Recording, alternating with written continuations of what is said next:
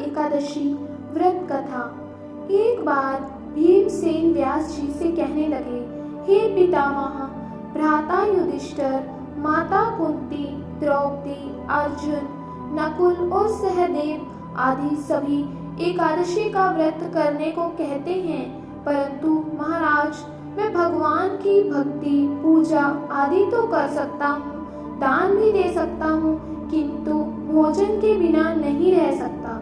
इस पर व्यास जी कहते हैं, हे भीमसेन, यदि तुम नरक को बुरा और स्वर्ग को अच्छा समझते हो तो प्रत्येक मास की दोनों एकादशी को अन्न मत खाया करो। इस पर भीम बोले, हे पितामह, मैं तो पहले ही कह चुका हूँ कि मैं भूख सहन नहीं कर सकता। यदि वर्ष भर में कोई एक ही व्रत हो तो वह मैं रख सकता हूँ, क्योंकि मेरे पेट में वृक्क नामक अग्नि है, जिसके कारण मैं भोजन किए बिना नहीं रह सकता। भोजन करने से वह शांत रहती है, इसीलिए पूरा उपवास तो क्या, मेरे लिए एक समय भी बिना भोजन के रहना कठिन है।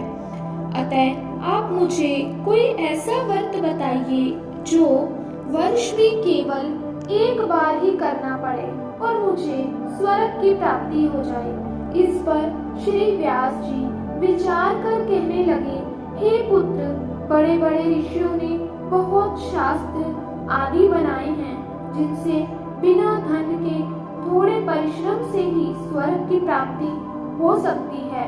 इसी प्रकार शास्त्रों में दोनों पक्षों की एकादशी का व्रत मुक्ति के लिए रखा जाता है। ऐसा सुनकर भीमसेन घबराकर कांपने लगे और व्यास जी से कोई दूसरा उपाय बताने की विनती करने लगे।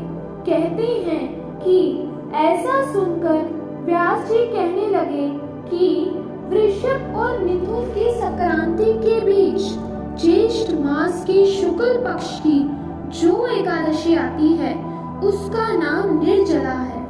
इस एकादशी में अन्न तो दूर, जल भी ग्रहण नहीं किया जाता। तुम उस एकादशी का व्रत करो। इस एकादशी के व्रत में स्नान और आचमन के सिवा जल का प्रयोग वर्जित है। इस दिन भोजन नहीं करना चाहिए और ना ही जल ग्रहण करना चाहिए, क्योंकि भोजन करने से व्रत टूट जाता है। इस एकादशी में सूर्योदय से शुरू होकर द्वादशी के सूर्योदय तक व्रत रखा जाता है, यानी व्रत के अगले दिन पूजा करने के बाद व्रत का पारण करना चाहिए। व्यास जी ने भीम को बताया कि इस व्रत के बारे में स्वयं भगवान ने बताया था। यह व्रत सभी पुण्य कर्मों और दान से बढ़कर है। इस व्रत मनुष्य समस्त पापों से मुक्त हो जाता है।